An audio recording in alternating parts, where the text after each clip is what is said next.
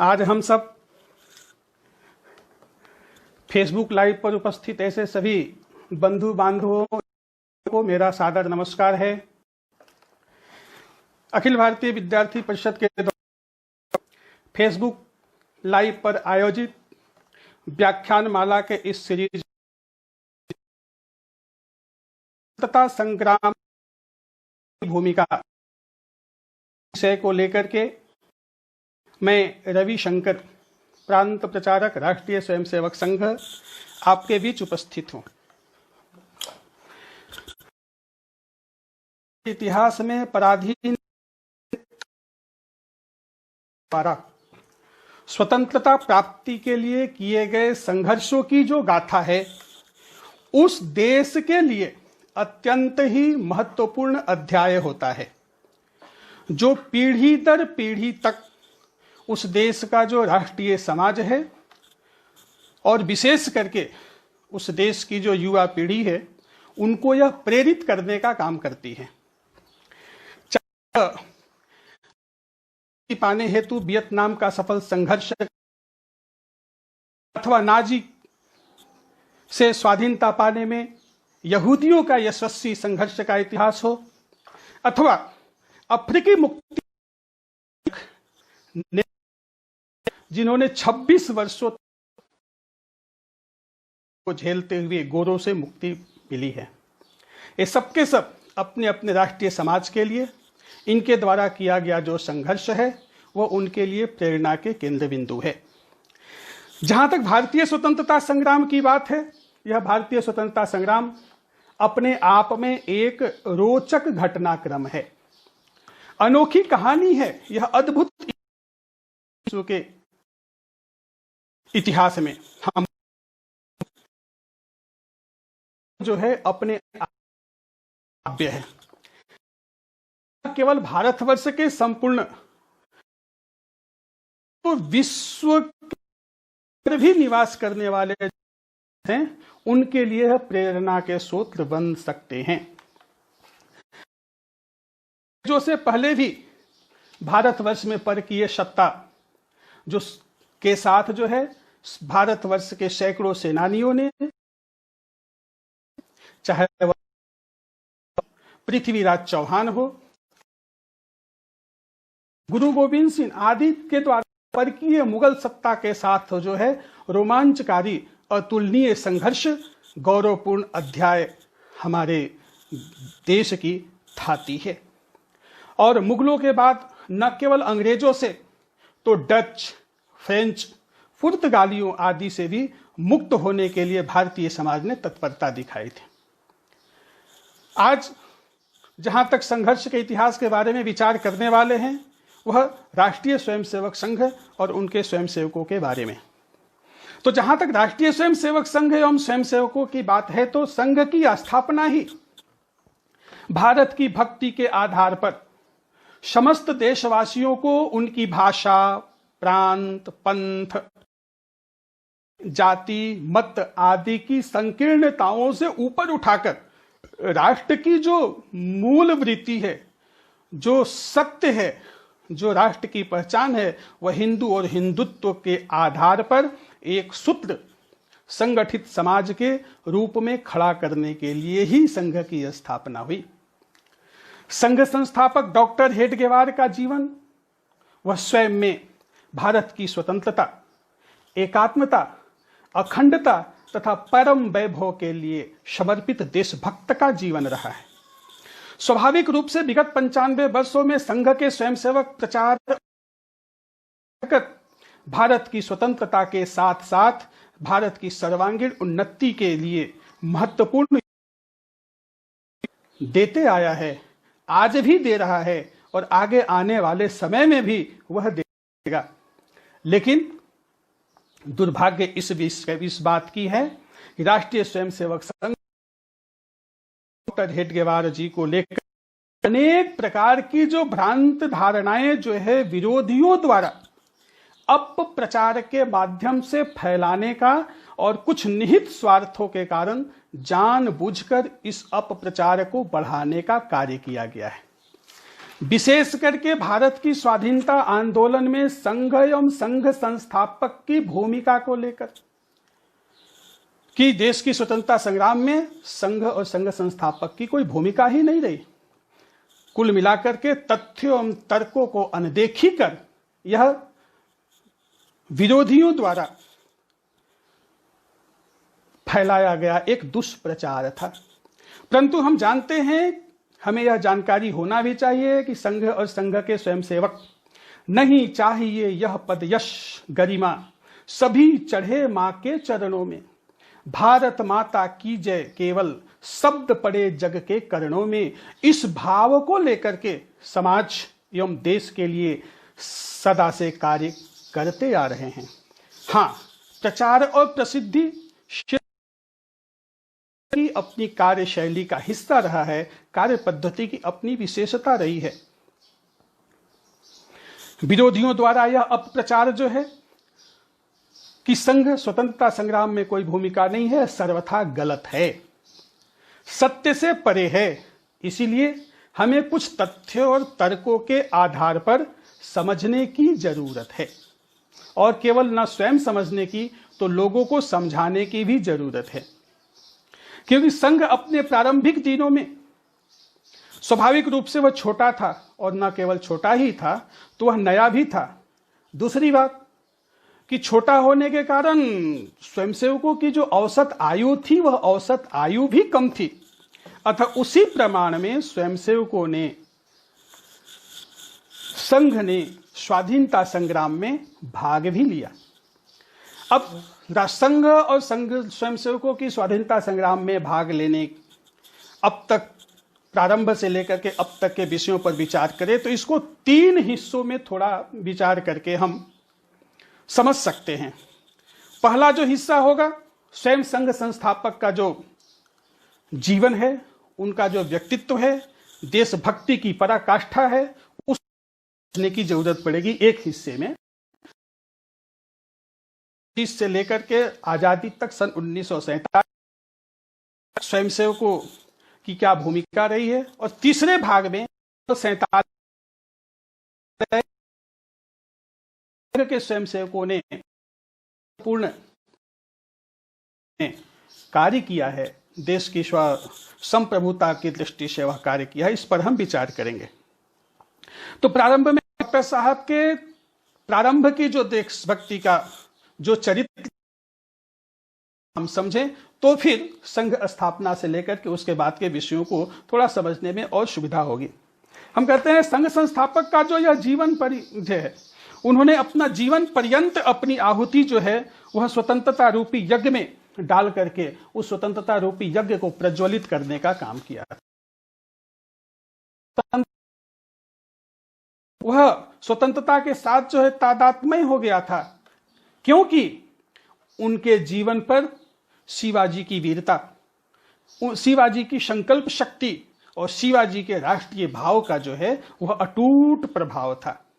उनके बचपन के कुछ प्रसंगों के बारे में जब विचार करें तो एक 8 वर्ष की अल्प आयु में वह बालक महारानी विक्टोरिया के राज्यारोहण पर आयोजित समारोह में हिस्सा लेने और उसमें वितरित मिठाइयों को स्वीकार करने के लिए इसलिए मना करता है, यह कहते हुए मना करता है कि हमारे देश को गुलाम बना करके शासन करने वाली महारानी के राज्यारोहण में हम क्यों प्रसन्नता व्यक्त करें। यह 8 वर्ष का बालक जो है वह कहता है, हमको समझने की जरूरत होगी।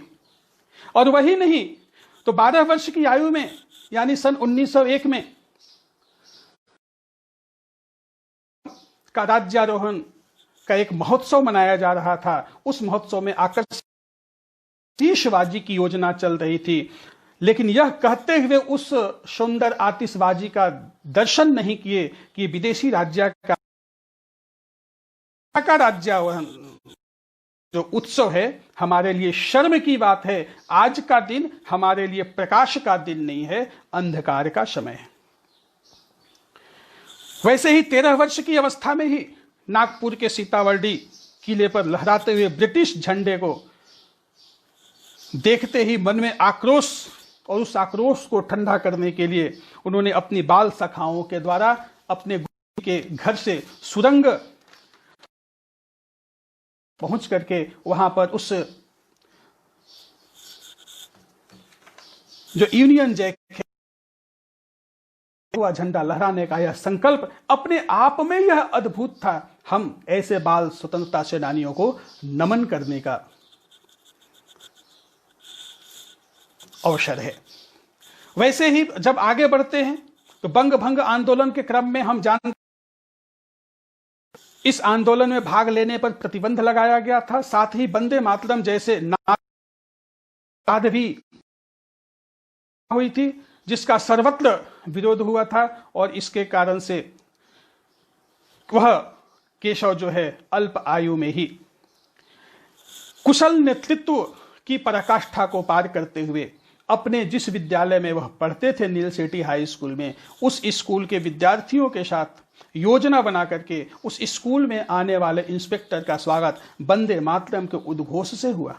हम आगे का परिणाम हम जानते हैं कि वह विद्यालय से उनको निष्कासित किया जाता है। लेकिन निष्कासन इस शर्त पर समाप्त करने की बात आती है, तुम माफी मांग लो। लेकिन वह अल्पायु में केशव जो है माफी मांगने का जो दबाव उनके ऊपर पड़ रहा था, उसमें स्पष्ट मना किया कि अगर मातृभूमि की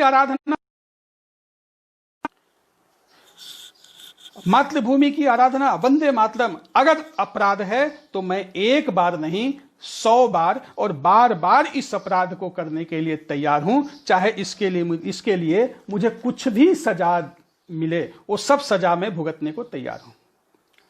इस प्रकार से उनके देशभक्ति के भाव के बारे में पता चलता है। अंग्रेजों के बारे में किस प्रकार की उनके मन में कलुष भावना थी, कैसे अंग्रेज को यहां से भगाएं।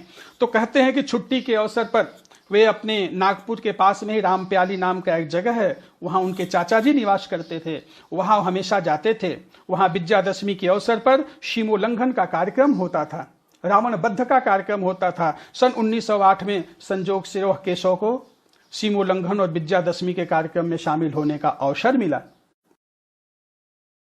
नहीं मिला तो वहां उपस्थित जनसभाओं को संबोधित मिला, और जनसभाओं को संबोधित करते हुए लोगों को सीमोल्लंघन का सही अर्थ क्या है, रावण वध का सही अर्थ क्या है, वह उन्होंने समझाने का प्रयास किया। और कहते हैं आज हम अनेक प्रकार के सीमाओं में बंधे हैं, उससे पार करना ही हमारा कर्तव्य है। और सबसे बड़ी पीड़ा और शर्म की बात क्या है कि हमारी जो परतंत्रता है वह सबसे बड़ी पीड़ा है। शर्म की बात है, पापियों एवं परायों का अन्याय सहना यह सर्वदा पाप है। आज ऐसी सत्ता को उखाड़ फेंकना ही वास्तव में सीमोल्लंघन है। और रावण वध का जो तात्पर्य है, रावण वध जो है अंग्रेजी सत्ता को उखाड़ फेंक कर भारत से बाहर करें, इसी में रावण वध की सार्थकता है। और हम जानते हैं कि इस उग्र भाषण के कारण से उन पर 108 धारा 108 के तहत राजद्रोह का जो मुकदमा चलाया गया, उनकी गिरफ्तारी भी हुई और लगाया गया। भारत को ब्रिटिश पंजों से मुक्ति हेतु एक संगठन आधार तैयार करने के लिए योजना पूर्वक लोकमान्य तिलक के विभाग से वह कोलकाता डॉक्टरी की पढ़ाई करने के लिए जाते हैं। हालांकि नागपुर में रहते वह जो है साल में सशस्त्र क्रांति का गठन है, उसके उस समय थे। वहां कलकत्ता पढ़ाई करने जाने का मुख्य उद्देश्य था महाराष्ट्र के क्रांतिकारी संगठनों का बंगाल के संगठनों के साथ में जोड़ना। कलकत्ता करने जब वो गए तो उनकी शिक्षा और शिक्षा के साथ साथ क्रांति का प्रशिक्षण दोनों साथ साथ चलता रहा, क्योंकि कलकत्ता मेडिकल कॉलेज में देश भर से लोग विद्यार्थी पढ़ने के लिए आते थे।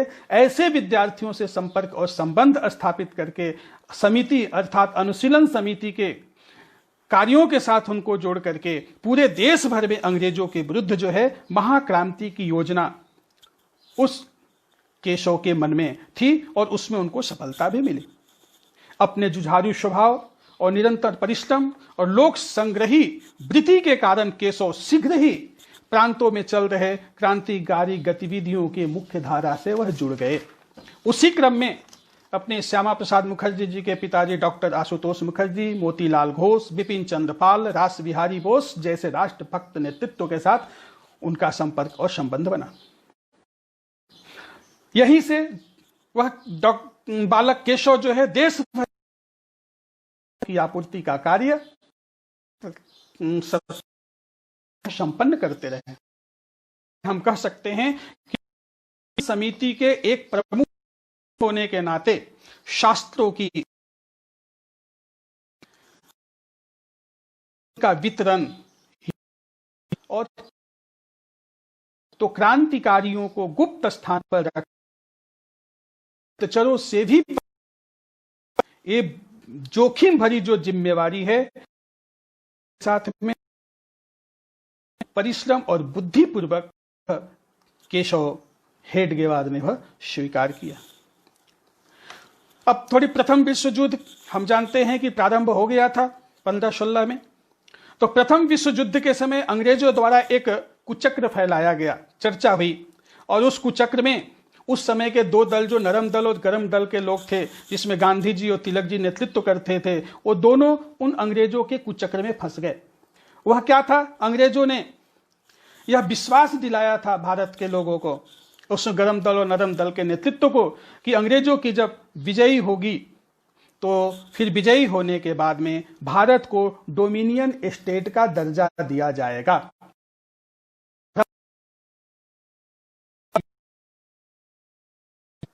जो राष्ट्रीय आंदोलन मूल में थी वह फंस जाती है और वह अंग्रेजों की सहायता में जुट जाते हैं। ऐसी स्थिति में डॉक्टर हेडगेवार ने बार बार गांधी जी और तिलक जी से वह प्रयास किया, प्रेरित किया उनको विश्वास में लाने का कि यही एक अच्छा अवसर है, क्योंकि ब्रिटेन की सैन्य शक्ति जो है वह कमजोर है और उस सैन्य शक्ति की कमजोरी का लाभ हमको उठाना चाहिए, और उसके साथ ही पूरे देश भर में राष्ट्रव्यापी सशक्त क्रांति का एक संगठित प्रयास हमको करना चाहिए। परंतु तिलक और गांधी के असहमति के कारण से उसमें बहुत सफलता नहीं मिली। फिर भी डॉक्टर हेडगेवार निराश नहीं हुए और जैसे 1857 के स्वतंत्रता संग्राम हुए थे, उसी 1857 के स्वतंत्रता संग्राम से प्रेरित होकर के डॉक्टर हेडगेवार ने विप्लव क्रांति की योजना का प्रयास किए, जिसमें 200 ऐसे पूरे देश भर से सशक्त क्रांतिकारी जुड़े। पर कांग्रेसियों की अदूरदर्शिता के कारण आंशिक सफलता ही मिल पाई। डॉक्टर हेडगेवार के सामने कुल मिलाकर जीवन का एकमात्र अंतिम लक्ष्य था कि हमारी जो मातृभूमि है वो पूर्ण स्वतंत्र हो। कांग्रेस के आंदोलन में अपनी पूरी शक्ति के साथ में वह सहभाग करते रहे एवं मार्गदर्शित आंदोलन को भी सफल बनाने में पूरी ताकत के साथ में गए थे। वह कहते थे कि अन्याय के विरुद्ध किसी प्रकार का भी संघर्ष है, उस संघर्ष में रहना उनके कर्मठ व्यक्तित्व का अभिन्न हिस्सा था। अहिंसक अभियान पूरे युद्ध स्तर पर असहयोग आंदोलन के समय देश भर में चलना चाहिए।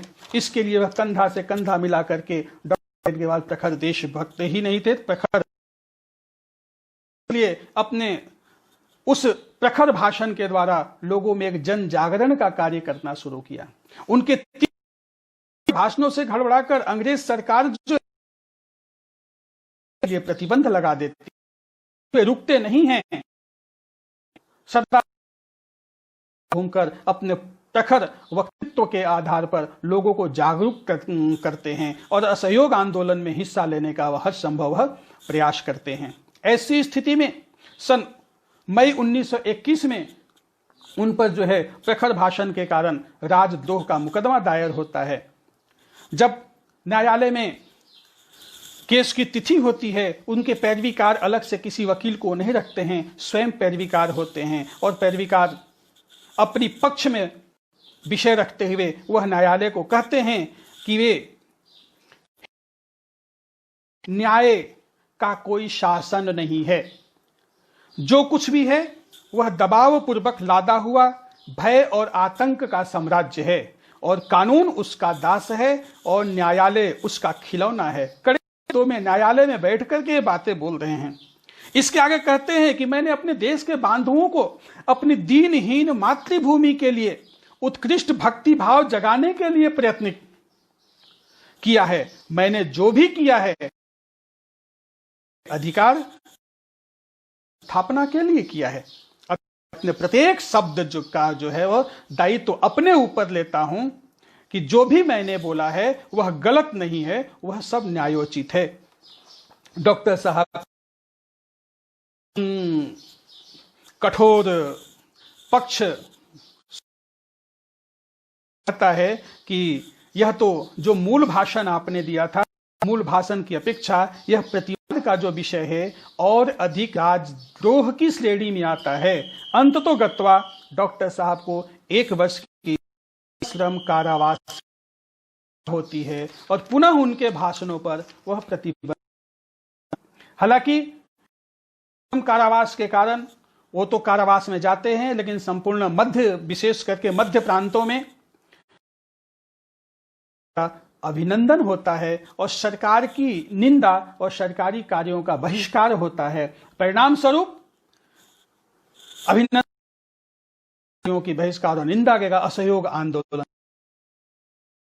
डॉक्टर हेडगेवार का कहना था, स्वतंत्रता के लिए संघर्ष करते समय यदि मृत्यु भी तो उसकी चिंता नहीं करनी चाहिए। यह संघर्ष उच्च ध्येय पर दृष्टि तथा चिंतन।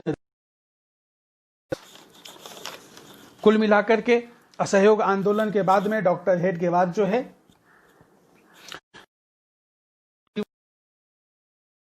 मिलकर के काम करने का अनुभव आया और कई बातों को विमर्श करने के बाद हम ध्यान में आता है कि सन 1925 में संघ की स्थापना करते हैं। इसकी पृष्ठभूमि में अन्य कई बातें हो सकती है, लेकिन आज स्वतंत्रता संग्राम में भूमिका से संबंधित केंद्रित आज का विषय है, इसलिए इसी विषय को लेकर के हम आगे बढ़ेंगे। 1925 में संघ की स्थापना के बाद डॉक्टर हेडगेवार जो है पूर्व की ही भांति कांग्रेस के द्वारा संचालित क्रांतिकारी गतिविधियों में न केवल तो बल्कि स्वयंसेवकों सहित सामान्य प्रेरित करते रहते हैं। उनके अनुसार देश की स्वतंत्रता के लिए किया गया प्रत्येक कार्य राष्ट्र के अस्तित्व और स्वाभिमान की लड़ाई है। अतः प्रत्येक नागरिक की वह देश में सक्रिय सभी संगठनों, दलों एवं संस्थाओं को अपनी सैद्धांतिक मतभेदों को भुला करके अपने राष्ट्रीय कर्तव्य का पालन करते हुए स्वतंत्रता संग्राम में भाग लेना चाहिए। इसी क्रम में सन 1928 में अंग्रेजी सरकार ने अपनी ओर से का पुलिंदा लेकर के एक कमीशन को भारत भेजा, जिसे साइमन कमीशन के नाम से जानते हैं। हम सब का सर्वत्र विरोध भी हुआ। उसमें मध्य भारत प्रांत में इस साइमन कमीशन के विरुद्ध वातावरण बनाने के लिए प्रसार और जागरण करने की जिम्मेवारी डॉक्टर गया और उन्होंने पूरी नेता से, पूरी ताकत से इसके थी वह उसमें झोंक दी और संघ के स्वयंसेवकों सहित समाज का एक बड़ा हिस्सा जो है साइमन कमीशन का विरोध किया। और हम जानते हैं सन 1928 में लाला लाजपत राय के नेतृत्व में लाहौर में विरोध प्रदर्शन हुआ, जिसमें लाला लाजपत राय पर लाठियां भांजी गई। अंततोगत्वा बुरी तरह से लाला लाजपत राय घायल भी हुए और मृत्यु भी हुई। नेता के बलिदान के प्रतिशोध के लिए राजगुरु जैसे लाठियां बरसाने वाले जो पुलिस कमांडर्स उसको लाहौर में माल रोड पर दीन दहाड़े गोलियों से भून देते हैं। आपको जानकर आश्चर्य होगा, यह कम लोग जानते होंगे कि राजगुरु वहां से लाहौर से चल करके दोनों दो दिशा में जाते हैं, राज करके और नागपुर में डॉक्टर हेडगेवार से मिलते हैं। डॉक्टर हेडगेवार जो है उनको लेकर के अपने कार्यकर्ता भैया जी के फार्म हाउस में करते हैं। आपको जानकर यह आश्चर्य होगा, गुरु अपना संघ का स्वयंसेवक था। भोसले बेद वह संघ के साथ उसका आया था, उसका संबंध था, वह दैनंदिन शाखा का स्वयंसेवक था। आगे जब चलते हैं, 31 दिसंबर सन 1929 को रावी नदी के तट पर पूर्ण स्वराज्य का प्रस्ताव कांग्रेस के द्वारा पारित किया गया, जबकि पिछले 9 वर्ष पहले ही डॉक्टर साहब ने कांग्रेस को इस प्रकार के प्रस्ताव लाने के लिए विचार रखे थे, पर उनके इस पूर्ण स्वतंत्रता के प्रस्ताव को अस्वीकृत किया गया था। परंतु 9 वर्षों के पश्चात कांग्रेस के द्वारा लाए गए इस प्रस्ताव का डॉक्टर हेडगेवार ने सार्वजनिक रूपों से इसका स्वागत किया। और यही नहीं तो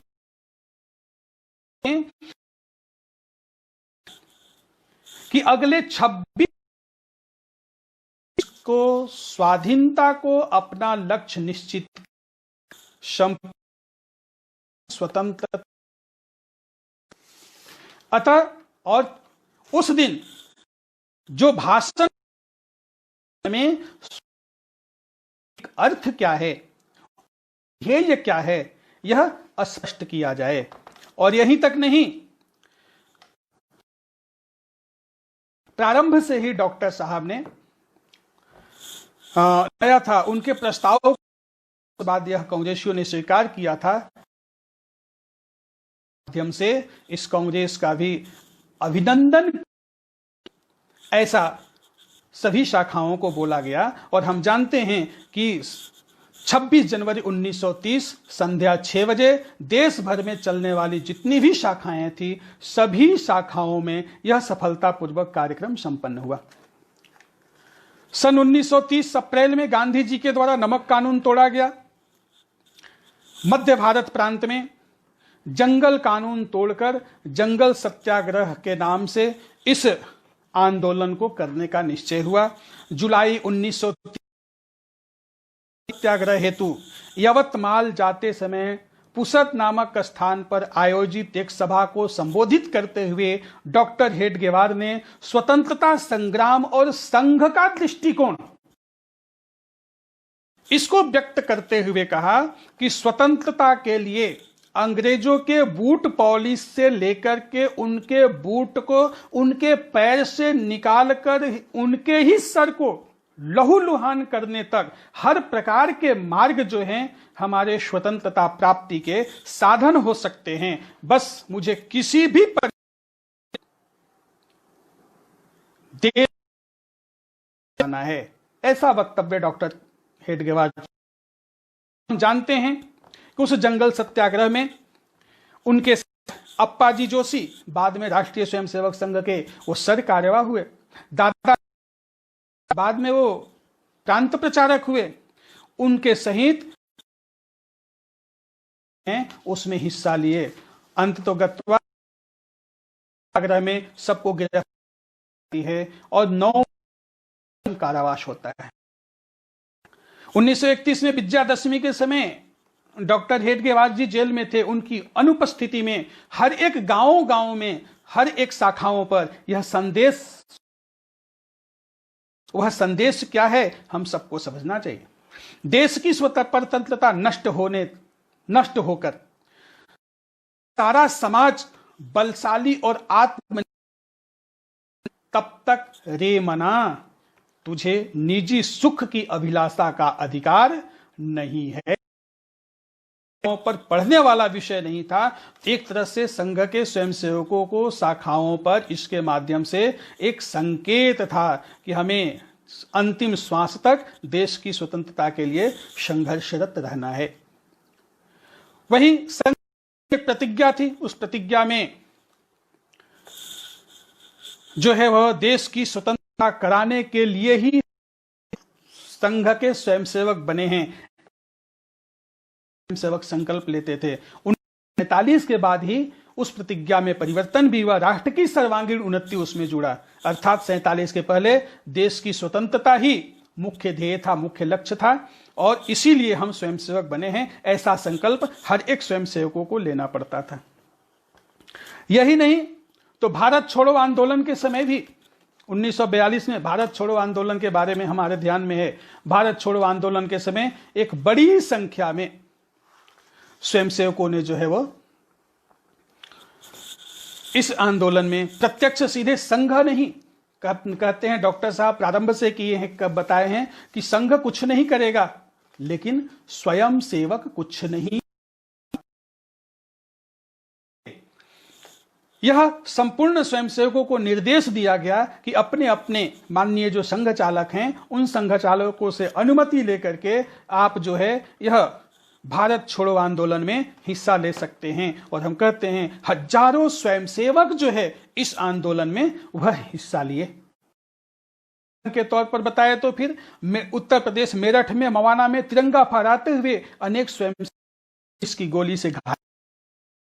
मध्य भारत में अमरावती अष्टीचिमूर क्षेत्र में स्वयंसेवकों ने सभी सरकारी कार्यालयों पर कब्जा कर लिया और उस पर एक समानांतर सरकार बना ली। अंततोगत्वा पुलिस का दमन चक्र चला और दादा नायक सहित दर्जनों स्वयंसेवक जो है उसमें बलिदान हुए।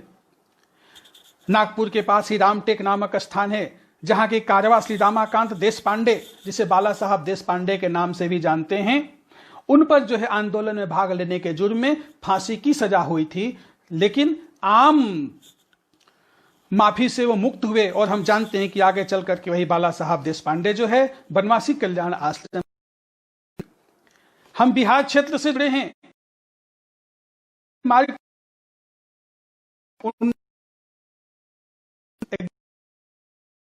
पद चौधरी साथियों के द्वारा लेल की गया कि जो पूज्य सरसंघ चालक है उसमें क्षेत्र कारवा थे, उनकी उपस्थिति में ऐसे सभी स्वयंसेवकों को जो 1942 के आंदोलन में हिस्सा लिया था वे बबुआ जी के द्वारा अभिनंदन का कार्य किया गया। सिंध में भी रेल की पटरी उखाड़ते समय हेमुकालीन नामक स्वयंसेवक गोली से शहीद हुआ। आज भी मुंबई में आई हेमुकालीन बलिदान दिवस के रूप में मनाते हैं। और यही नहीं तो कुछ उस रिपोर्टों को भी अगर थोड़े देखें तो ध्यान में आएगा कि 1932 में उड़ीसा का जो बालासोर कांड हुआ था, जिसमें सरकारी खजाना लूटने के क्रम में पुलिस की जो रिपोर्ट बताती है, उस रिपोर्ट के आधार इस केस में बालाजी हुद्दार, बाद में सर कारवाने आदि कई क्रांतिकारी को नागपुर से बंदी बनाया गया। गुप्तचर रिपोर्टों के आधार पर मध्य भारत सरकार ने 32 में सरकारी भाग लेने पर प्रतिबंध लगाया। 5 अगस्त 1940 को सरकार ने भारत सुरक्षा कानून की धारा 56 एवं 58 का उपयोग करते हुए संघ की जो सैनिक वेशभूषा थी तो उसके और प्रशिक्षण, उस पर पूरे देश भर में प्रतिबंध लगाया गया। मई 1943 ब्रिटिश सरकार का एक रिपोर्ट है, उस रिपोर्ट को अगर पढ़ेंगे विस्तृत रूप से तो ध्यान में आएगा कि पुणे में ओटीसी में चल रहा था, उस वर्ग में प्रमुख उस तत्कालिक का वह जो समारोह भाषण था उसमें पूज्य गुरु जी कहते हैं हिंदुओं को धर्म के लिए प्राण न्यौछावर कर देना चाहिए और यहां सैनिक जीवन का अनुभव करने सरकार का रिपोर्ट कहता है शीघ्र ही विदेशियों के साथ शक्ति परीक्षण होगा। यह ब्रिटिश सरकार का रिपोर्ट है। 12 सितंबर उसमें संघ की एक गुप्त बैठक हुई थी और उस बैठक में मुख्य चर्चा का विषय यह था आजाद हिंद फौज जो है भारत की इस प्रकार की संभावित योजना बनी थी, उसमें उपयोग करना है। ऐसे कई रिपोर्टें जो है ब्रिटिश वह हमें आज भी उपस्थित है, प्रस्तुत है, हम उसको करते हैं। कुल मिलाकर के न केवल संग्राम में तो ऐसे भी चाहे वह की रक्षा हेतु दिल्ली बिरला मंदिर की नहीं होते, गांधी जी की स्वयं रक्षा स्वयंसेवक नहीं करते, तो आज हो सकता था कि महात्मा गांधी हमारे बीच में 1947 से पहले ही वो चले गए होते।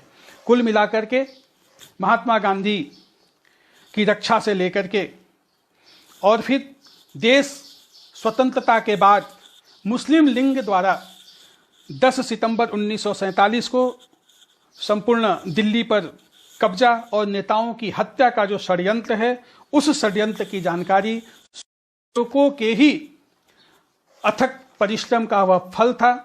वह स्वयंसेवकों ने उसकी जानकारी जो है वह तत्कालिक प्रधानमंत्री और सरदार पटेल तक पहुंचाई और बाद में जाकर के दिल्ली की और दिल्ली में निवास करने वाले जो ऐसे नेतृत्व थे, उन नेतृत्व की वह रक्षा हो पाई। इसका उल्लेख जो है अपने 16 अक्टूबर 1947 को डॉक्टर भगवान दास, यह जो है अपने पाकिस्तान में भारत के प्रथम राजदूत तथा असम के राज्यपाल रहे श्री प्रकाश जी के पिता थे, उन्होंने लिखा है कि मुझे विश्वसनीय जानकारी है कि आरएसएस के नौजुकों ने ही जवाहरलाल नेहरू की मुस्लिम लीग के उस षड्यंत्र की सूचना दी थी। अगर वह सूचना समय पर नहीं पहुंची होती तो आज भारत की स्थिति कुछ और हुआ होता। और यही नहीं, और भी कई ऐसी बातें हैं जहां की संघ के स्वयंसेवकों ने प्रत्यक्ष सहयोग करने का काम किया। अगर परोक्ष रूप से विचार करें तो अनेक क्रांतिकारियों को उन्होंने संरक्षण दी, शरण दिया। उसमें प्रसिद्ध समाजवादी अच्युताराव पटवर्धन, जो संघ के घनघोर विरोधी शाने गुरुजी को पुणे के संघ चालक माननीय भावराव देशमुख घर पर नाना पाटिल गठन किया था, उनको चालक जी ने लोकनायक अशफाक अली को दिल्ली के संघ चालक जी के यहां आश्रय दिया। यानी अन्यान हज स्वतंत्रता संग्राम में प्रत्यक्ष और परोक्ष रूप से भाग लिया। और कहते हैं कि केवल यही नहीं, स्वतंत्रता प्राप्ति के पश्चात भी अधीनस्थ देश को आजाद कराने में वह सफल हुए। चाहे वह जम्मू कश्मीर के विलय से संबंधित विषय हो, का हम जानते हैं कि जम्मू कश्मीर के विलय में स्वयंसेवकों की प्रमुख भूमिका रही है।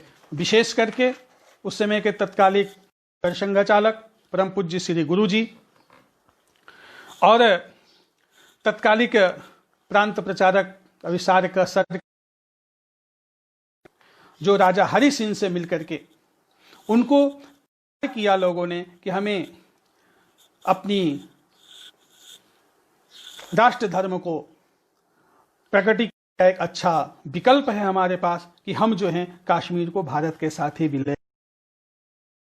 सरदार पटेल, पंडित नेहरू आदि कई लोग उनको विश्वास जीतने में असफल हुए थे। अंततोगत पटेल के ही प्रयास से, सरदार पटेल के ही कहने पर सरकार के द्वारा उपलब्ध वायुयान से ही गुरु जी राजा हरि सिंह से मिलकर के उन पर अपना विश्वास स्थापित करके कश्मीर को भारत में विलय का प्रस्ताव जो है स्वीकार करने के लिए तैयार किए।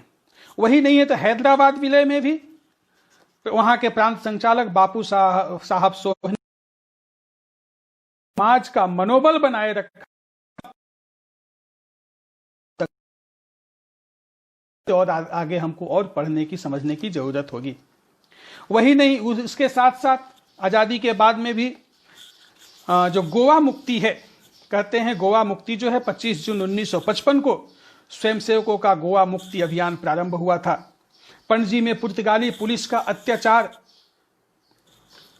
और उनकी क्रूरता के कारण कई स्वयंसेवक घायल हो गए थे। मथुरा के एक स्वयंसेवक जो हैं अमीर चंद गुप्त शहीद भी हुए थे। 15 यह अभियान जो है बसंत राव ओक, जिनको की 3 गोली भी लगी थी, हाथ में तिरंगा लिए आगे बढ़ रहे थे, लेकिन हाथ से तिरंगा उन्होंने छोड़ा तक नहीं। अपने पीछे बहन सहोदरा देवी को वह थमाया। इसके बाद एक एक करके राजा भाऊ महाकाल ने ध्वज संभाला। ऐसे कई लोग एक एक करके शहीद होते गए, लेकिन कभी अपने हाथ से उन्होंने तिरंगा छोड़ा नहीं। अंत तो गत्वा 18 दिसंबर 1961 को भारतीय सेना का आक्रमण वहां होता है और पुनः गोवा मुक्त होता है। वही दमन और दीव के बारे में जब विचार करते हैं तो दादरा नगर हवेली, दादरा नगर हवेली जो जहां पुर्तगालियों का उपनिवेश था, वहां 2 अगस्त 1954 को पुणे के संघ चालक श्री विनायक राव आप्टे के नेतृत्व में 1000 स्वयंसेवकों का दल वहां धावा बोला और गुरिल्ला पद्धति के कारण पुर्तगाली सैनिकों को वह छकाते हुए वहां की राजधानी सिलवासा वह प्रवेश करते हैं और बड़ी तीव्र गति से स्वयंसेवकों ने वहां का जो पुलिस मुख्यालय है उस पुलिस मुख्यालय पर वह आक्रमण कर देते हैं और फिर अपने आप को घिरा हुआ देख इस सैनिकों ने अपने दंडधारी स्वयंसेवकों के सामने आत्मसमर्पण करते हैं और 2 अगस्त 1979 को सिलवासा के नागरिकों को पुर्तगाली उपनिवेश से मुक्ति मिलती है। कुल मिलाकर के ऐसे संघ के स्वयंसेवक जो हैं समाज जीवन में जब जहां जैसी स्वतंत्रता काल से लेकर के देश की अस्मिता, देश की अखंडता, इन सबको स्थापित करने के लिए हर संभव उन्होंने अपने देश और समाज के लिए लगाया है, आगे भी लगाते रहेगा।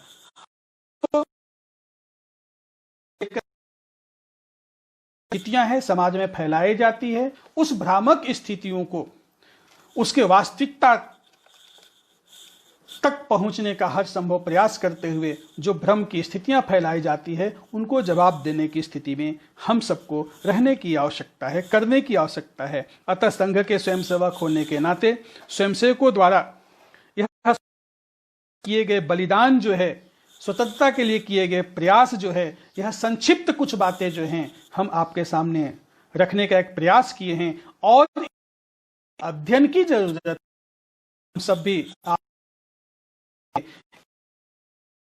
और अध्ययन करने का प्रयास करें और अधिकाधिक जानकारी लेने का प्रयास करें। अंत में केवल 2 बात और कहना चाहेंगे। अभी संपूर्ण है एक विशेष कोरोना के संकट से जूझ रहा है। अभी इस कोरोना के संकट काल के कारण जो परिस्थितियां उत्पन्न हुई है उससे हम अनभिज्ञ नहीं हैं। ऐसी स्थिति में हम सभी कार्यकर्ता जो हैं प्रत्यक्ष और परोक्ष रूप से अपने स्थानों पर लगे हैं, स्वयं को सुरक्षित रखते हुए समाज कैसे सुरक्षित रहे इस कर रहे हैं। समाज के अन्य लोग जो अभावग्रस्त हैं वह इस कोरोना काल में प्रभावित न हो, इसलिए उनके भी छोटी सी छोटी आवश्यकताओं को पूर्ति करने में लगे हुए हैं। इस दृष्टि से संघ भी के बारे में अगर केवल झारखंड को केंद्र में रख करके विचार करें तो अब तक पूरे झारखंड भर में 3591 स्थानों पर संघ और संघ विचार परिवारों के अन्य कार्यकर्ताओं के द्वारा सेवा के कार्य 6500 कार्यकर्ता जो है इस सेवा कार्य में लगे हैं। अलग अलग प्रकारों से, चाहे भोजन पैकेट का वितरण हो, मास्क का वितरण हो, स्टे होम हो, सैनिटाइजर अथवा साबुन वितरण हो, दीवार लेखन हो, सोशल डिस्टेंसिंग को लेकर के कई प्रकार के जागरण के काम, आयुष मंत्रालय के द्वारा जो निर्देशित काढ़ा है उस काढ़ा वितरण की जो बातें हैं, साथ ही जहां जैसी जरूरत पड़ती है कुछ लोगों को रक्त की तो रक्तदान जैसे कार्यक्रमों को संपादित करने का हर संभव स्वयंसेवक प्रयास कर रहे हैं।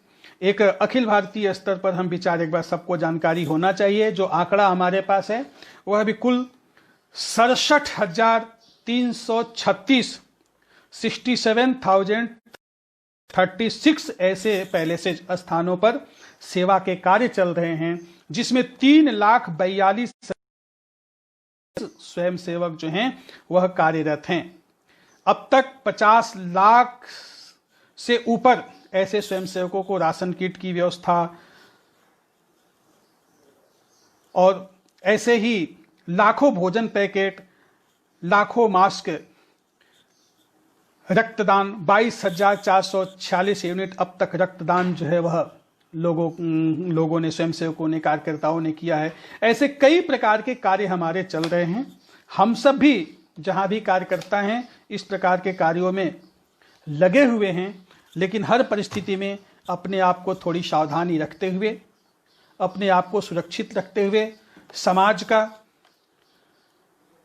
अपने संगठन से जुड़े कार्यकर्ताओं का मनोबल जो है वह कमजोर न हो, उत्साह जो है वह ढीला न पड़ जाए।